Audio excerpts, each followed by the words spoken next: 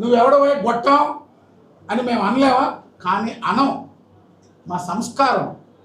నువ్వు ఒక కాగితం చూపించి కాల్ డేటా ఒక మాజీ ముఖ్యమంత్రిని ఏదేదో చెప్పావు. లోకేష్ బాబు బేదా సోదరులు కలిసి ఈ బోట్ల చోరీకి కుట్ర పన్నారని బేదా మస్తాన్ రావు గారు చాలా స్పష్టంగా కేంద్ర ప్రభుత్వాన్ని, రాష్ట్ర ప్రభుత్వాన్ని కోరాడు. దీని మీద విచారణ చేయించండి. నా పరువు ప్రతిష్టలకి సంబంధించిన సమస్య, నా క్రెడిబిలిటీ 40 సంవత్సరాల్లో ఏనాడు కూడా నేను వారికి సహాయపడ్డాను, వారు నాకు సహాయపడ్డారు అని పదే పదే చెప్పుకుంటూ ప్రభుత్వాలకు విజ్ఞప్తి చేసుకున్నాడు. ఒక పేపర్ చూపించి నోటుకొచ్చినట్టు మాట్లాడిపోయాడు. వాడొక ఎంపీ, వీడొక ఎమ్మెల్యే. నువ్వెవడవై? నువ్వు మాజీ ముఖ్యమంత్రివే కదా, నువ్వు ఎమ్మెల్యేవే కదా. అనలేవా మేము? నువ్వెవడవై గొట్టం అని మేము అనలేవా?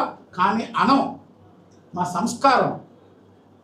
కాల్ డేటా అంటే ఈ కుటుంబానికి ఊడిగం చేసిన తన అన్న ముఖ్యమంత్రి కావడానికి జీవితాంతం పనిచేసిన వైఎస్ రాజశేఖర్ రెడ్డి సోదరుడు వైఎస్ వివేకానంద రెడ్డిని చంపి ఎవరికి వచ్చింది తొలికాలు? నీ సతీమణికయ్యా, భారతీ రెడ్డికి. అది కాలంటే ఎవరికి తెలిసింది ముందు? నీకు అజయ్ కల్లాం రెడ్డికి, ఉమారెడ్డి వెంకటేశ్వర గారికి ఏకోజాము మీటింగ్ జరిగితే మీకు కాల్ వచ్చింది. కాల్ అంటే అట్టాటి కాళ్ళు అనుకున్నావు. మా గ్రామాలు వాళ్ళేదో పనుల మీద జనవరి 1కి విశేష చెప్తే వాడొక ఎంపీ, వీడొక ఎమ్మెల్యే, చంద్రబాబు కొడుకు. ఇప్పుడే చెప్పాడు మా గిరిరెడ్డి, మీకు ఈ స్థాయికి రావడానికి కారకుడే చంద్రబాబు నాయుడు గారు కొడుకే, ఆ లోకేషే. నువ్వు బెంగళూరులో పడుకొని తుప్పడు కప్పుకొని ఏడ్చేదానికి కారకుడే నారా లోకేష్ గారు.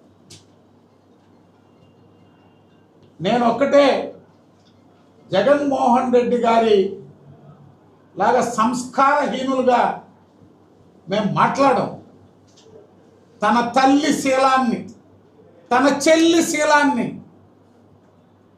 తన సొంత సోషల్ మీడియా ద్వారా దుష్ప్రచారం చేసిన ఓ దుర్మార్గుడు మా గురించి సంస్కారంతో ఎలా మాట్లాడతారని అనుకుంటాం మేము.